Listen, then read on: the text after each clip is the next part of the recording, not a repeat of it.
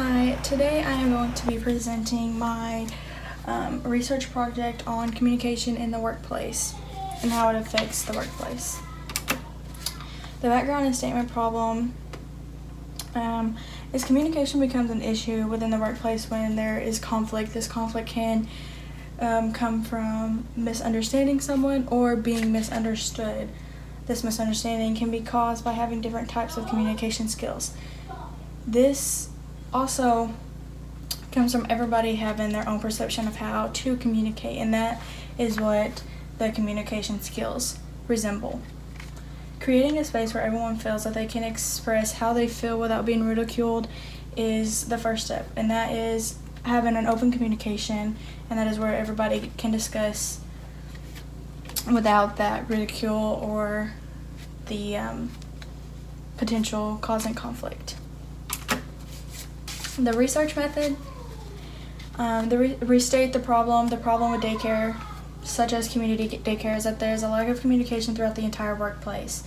The lack of communication takes away the ability to have a successful business and diminishes the growth of the business.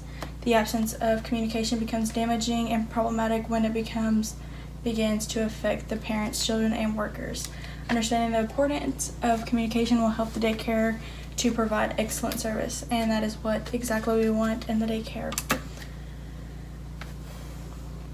The hypothesis for this research is that creating a workplace with effective communication will build the relationship within the staff members along with the staff and parents. And then the alternative research hypothesis was creating a workplace with effective communication will decrease the relationship within the staff members along the relationship with the staff and parents. So this is just what we think will happen when we create a daycare with effective communication. The target population that was involved in this research was the director of the daycare, and then there was a worker of the daycare that has no kids in the daycare, and then there was a worker that has a child in the daycare, and then there was a parent that was involved.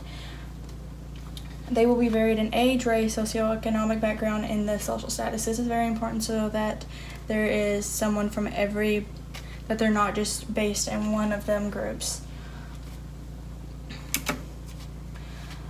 The procedure that we went about was I sent out a 5 to 10 question survey to each of these participants, and they answered in their own opinion. That was their opinion of how community daycare, how their communication was, how their skills were.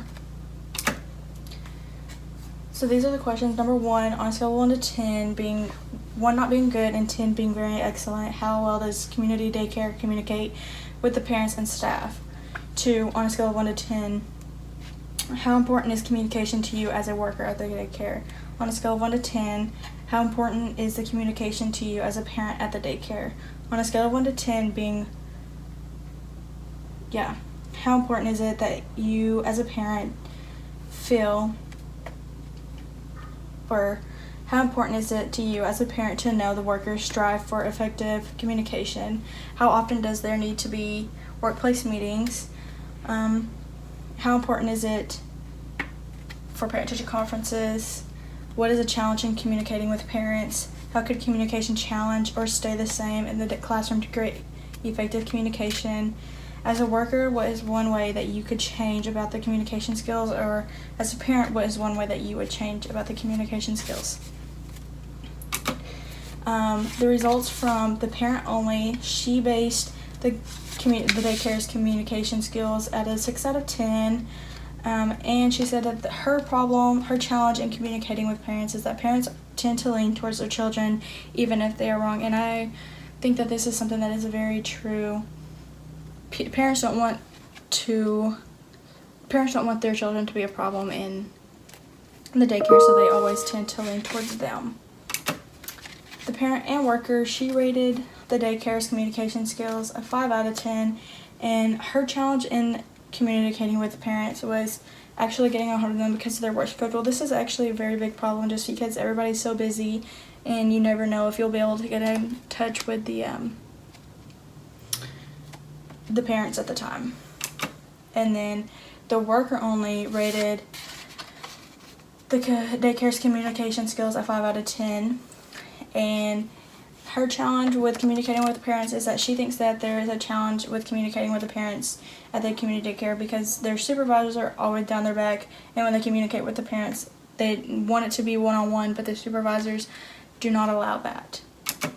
So my findings are that there's a similarity in how the workers and the parents evaluate the communication skills. They were between a 5 and a 6 out of 10. Having an open communication flow throughout the entire workplace can greatly improve the several different aspects in the company.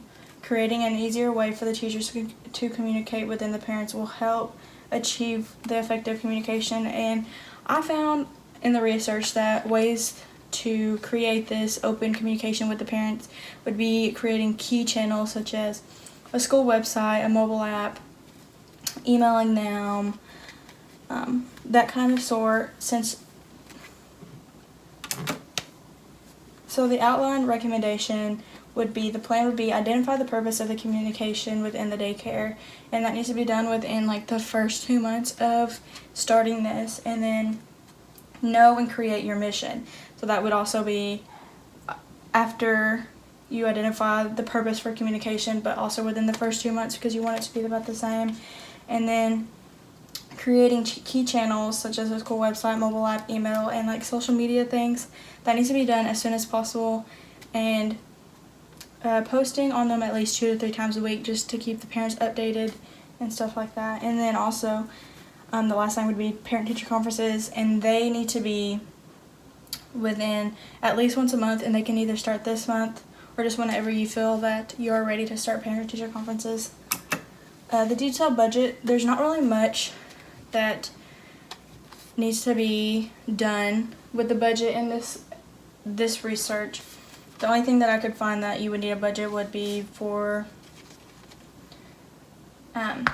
creating a website, and they can run from either like $10 to like thousands of dollars, but I found that on average it costs about $50 a year to run a website, and so that would be what you needed for your budget.